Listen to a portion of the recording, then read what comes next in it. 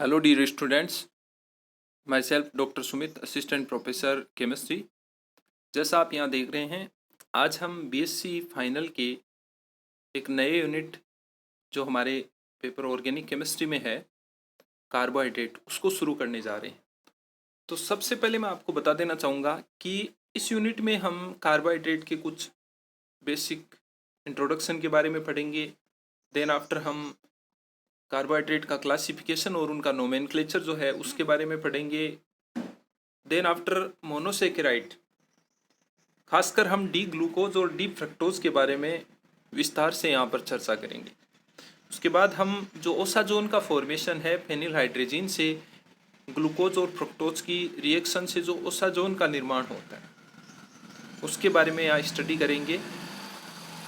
उसके बाद हम ग्लूकोज और फ्रक्टोज का जो इंटर कन्वर्जन है कि ग्लूकोज का फ्रक्टोज में परिवर्तन कैसे होता है और फ्रक्टोज का ग्लूकोज में परिवर्तन कैसे होता है वो पढ़ेंगे। उसके बाद एल्डोज श्रेणी में आरोहण और अवरोहण, जिसमें हम खासकर 3 रिएक्शन के बारे में पढ़ेंगे।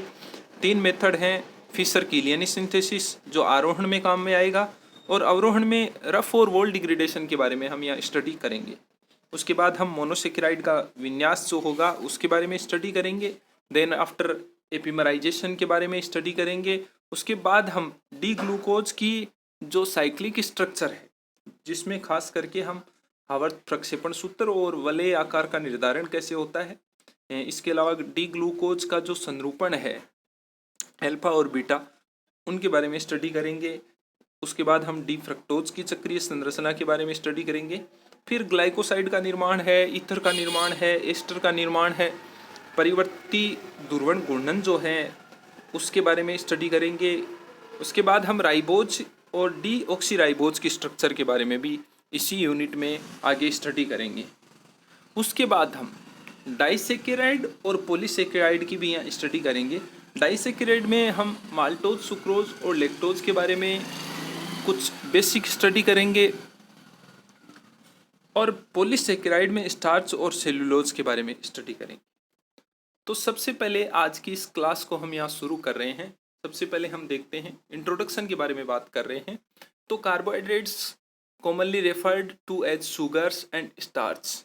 कार्बोहाइड्रेट नॉर्मली हम जो हमारी शुगर हैं और स्टार्च हैं उनके लिए हम बात करते हैं इसमें। और ये जो कार्बोहाइड्रेट्स हैं ये क्या होते हैं आपको भी पता है, पॉलीहाइड्रोक्सी एल्डिहाइड और कीटोन होते हैं, या वे कंपाउंड जो पॉलीहाइड्रोक्सी एल्डिहाइड और कीटोन में हाइड्रोलाइज्ड हो जाते हैं वो हमारे कार्बोहाइड्रेट्स कहलाते हैं। कार्बोहाइड्रेट्स जो हैं वो केमिकल एनर्जी के स्टोर हाउस कहलाते हैं। They are synthesized in green plants and algae by photosynthesis. ये जो ग्रीन प्लांट्स हैं उसमें फोटोसिंथेसिस की प्रोसेस के थ्रू इनका निर्माण होता है। जैसा हमने यहाँ देखो रिएक्शन में लिख भी रखा है, 6CO2 + 6H2O हैं, वो HNU जो लाइट एनर्जी है, और क्लोरोफिल जो ग्रीन प्लांट्स में होता है उसकी प्रेजेंस में ग्लूकोज और ऑक्सीजन का यहाँ निर्माण हो रहा है। तो ये जो है ये प्रोसेस फोटोसिंथेसिस की होती है, जिसके बारे में आपने बिल्कुल 5th क्लास से ही स्टडी की है। तो हम जानते हैं कि जो फोटोसिंथेसिस है वो एक प्रोसेस है, उसमें एनर्जी जो होती है, सन की एनर्जी है, वो कार्बन डाइऑक्साइड और वाटर को किस में कन्वर्ट करती है, ग्लूकोज और ऑक्सीजन में। यहाँ से जो ये ग्लूकोज का सिंथेसिस होता है ये जब हमारी बॉडी में मेटाबॉलिज्म की प्रोसेस होती है तो वापस CO2 और H2O में बदलता है और एनर्जी रिलीज होती है। तो इस प्रकार हम कह सकते हैं कि कार्बोहाइड्रेट प्रकृति में पाए जाने वाला कार्बनिक यौगिकों का एक महत्वपूर्ण समूह है, और प्रकृति में ये जो ग्रीन प्लांट्स हैं उनमें सूर्य के प्रकाश और क्लोरोफिल की प्रेजेंस में CO2 और H2O के द्वारा बनाए जाते हैं। इस प्रोसेस को हम फोटोसिंथेसिस कहते हैं। तो इस प्रकार जो कार्बोहाइड्रेट्स हैं वो कार्बन के हाइड्रेट्स हैं, आगे हम बात करें कि कुछ एग्जाम्पल्स जो कार्बोहाइड्रेट हैं उनके यहाँ पर हमने शो कर रखा है। देखिए, सबसे पहले बीटा डी ग्लूकोज है जो मोस्ट कॉमन सिंपल कार्बोहाइड्रेट है। इसके अलावा सेल्यूलोज है जो वुड का मेन कंपोनेंट है। इसके बारे में हम आगे स्टडी करेंगे। इसके अलावा डॉक्सोरूबिसिन है जो एंटी कैंसर ड्रग है, जिसमें जो कार्बोहाइड्रेट पोर्शन है उसको हमने एक आयत के अंदर कैद कर रखा है यहाँ पर।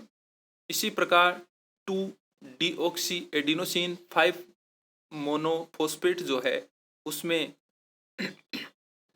कार्बोहाइड्रेट पोर्शन जो है उसको भी हमने एक चौकोर बॉक्स में कैद कर रखा है। तो ये कुछ एग्जाम्पल्स हैं कार्बोहाइड्रेट के। Next, carbohydrates were given their name because molecular formula of simple carbohydrates could be written as CnH2O का whole m, making them hydrates of carbon। तो कार्बोहाइड्रेट्स जैसा इनका नाम है, ये कार्बन के क्या हैं? हाइड्रेट्स। जैसा इनके जनरल फॉर्मूले से आपको पता चल रहा है, H2O है और C है।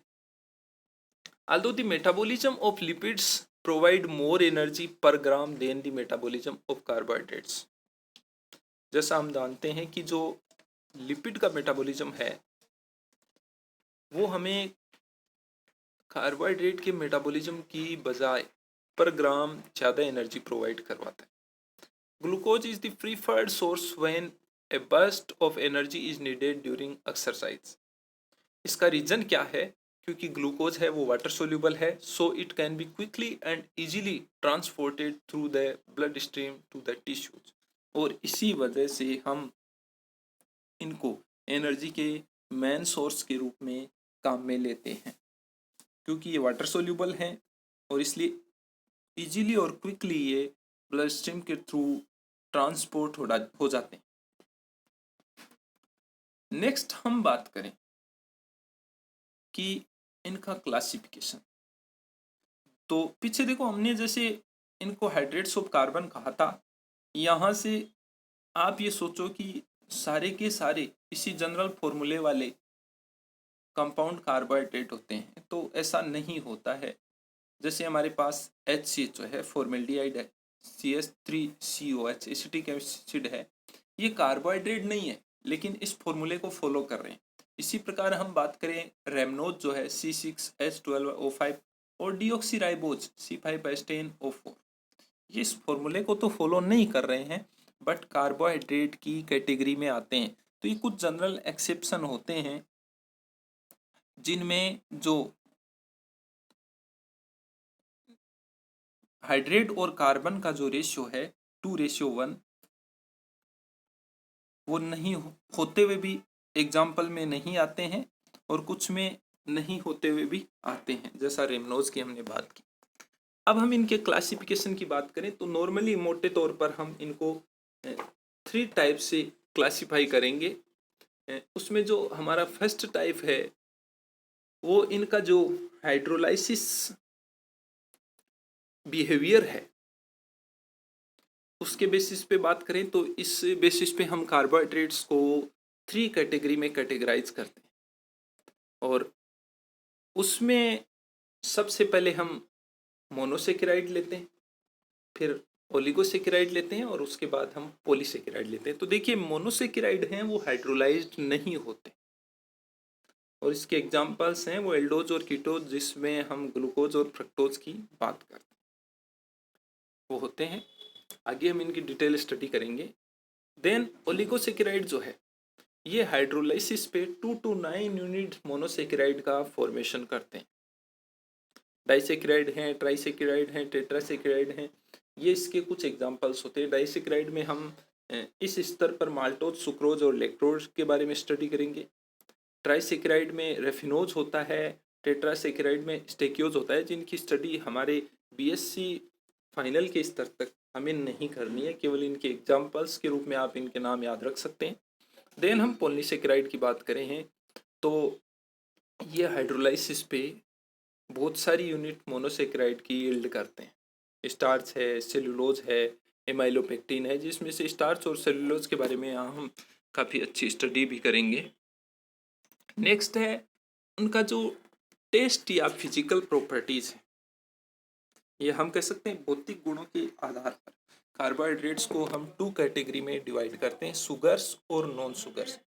शुगर्स में कार्बोहाइड्रेट्स वो आते हैं जिनमें स्वीट टेस्ट होता है। इनकी जो नेचर होती है वो क्रिस्टलाइन होती है और ये जल में विलेय होते हैं, वाटर सोल्यूबल होते हैं। तो ध्यान रखने वाली बात यह है कि इस कैटेगरी में मोनोसेकेराइड, डाइसेकेराइड, ओलिगोसेकेराइड जो हैं उन सभी को हम शुगर्स में इंक्लूड करते हैं। जैसे एग्जांपल्स की बात करें, ग्लूकोज है, फ्रक्टोज है, लैक्टोज है, इसी प्रकार सुक्रोज है, ये सभी के सभी शुगर्स में आते हैं। इसी प्रकार नॉन शुगर्स में वे कार्बोहाइड्रेट्स सम्मिलित होते हैं जो स्वीट टेस्ट नहीं देते हैं और नॉन क्रिस्टलाइन होते हैं, वाटर में इनसोल्यूबल होते हैं। हमारे जो पॉलीसेकेराइड हैं, स्टार्च और सेलुलोज हैं, वो नॉन शुगर्स की कैटेगरी में आते हैं। थर्ड हमारा जो क्राइटेरिया है वो केमिकल प्रॉपर्टीज के बेसिस पे हम कार्बोहाइड्रेट्स को वर्गीकृत करते हैं या क्लासिफाई करते हैं, और इस बेसिस पे हम कार्बोहाइड्रेट्स को 2 कैटेगरी में क्लासिफाई करते हैं। फर्स्ट है वो रिड्यूसिंग शुगर होती है और सेकंड है वो नॉन रिड्यूसिंग शुगर होती है। जो रिड्यूसिंग शुगर होती हैं ये टोलन अभिकर्मक हमारा, इसके अलावा फेलिंग विलियन है, बेनेडिक्ट विलियन है, इनको क्या करते हैं, रिड्यूस करते हैं, अपचयित कर देते हैं, और उन्हीं को हम रिड्यूसिंग शुगर्स कहते हैं। इनमें जो फ्री CHO ग्रुप होता है वो होता है, और उसी की वजह से ये जो टोलेंस रिएजेंट है, फेलिंग रिएजेंट है, बेनेडिक्ट सॉल्यूशन है, उनको अपचयित करते हैं, रिड्यूस्ड करते हैं। इसमें हम ग्लूकोज है, माल्टोज है, लेक्टोज है। देखिए सुक्रोज जो है वो डाइसेकेराइड होकर भी रिड्यूसिंग शुगर नहीं है, क्योंकि उसमें फ्री CHO ग्रुप नहीं है। जब हम सुक्रोज के बारे में स्टडी करेंगे तो ये बात आपको वहाँ इजी वे में समझ में आ जाएगी। सेकंड है नॉन रिड्यूसिंग शुगर्स। तो नॉन रिड्यूसिंग जो शुगर होती हैं वो नॉर्मली टोलन अभिकर्मक है, फेलिंग विलियन है, बेनेडिक्ट विलियन है, इनको रिड्यूस नहीं करती हैं। इसमें हम बात करें फ्रक्टोज है, सुक्रोज है, क्योंकि फ्रक्टोज में जैसा आप देख रहे हो फ्रक्टोज क्या होता है, कीटोज होता है, उसमें फ्री CHO ग्रुप न होकर CO ग्रुप होता है। और इसी प्रकार सुक्रोज जो है उसके अंदर भी फ्री CHO ग्रुप नहीं होता है, तो सुक्रोज जो होता है वो नॉन रिड्यूसिंग शुगर में इंक्लूड किया जाता है। तो आज की इस क्लास में हमने कुछ बेसिक इंट्रोडक्शन कार्बोहाइड्रेट का देखा, इसके अलावा कार्बोहाइड्रेट्स का हमने यहाँ क्लासिफिकेशन किया, और शुरुआत में हमने देखा कि इस यूनिट में हम क्या क्या स्टडी करेंगे उसके बारे में बात की। तो आज की क्लास में इतना ही। Thank you.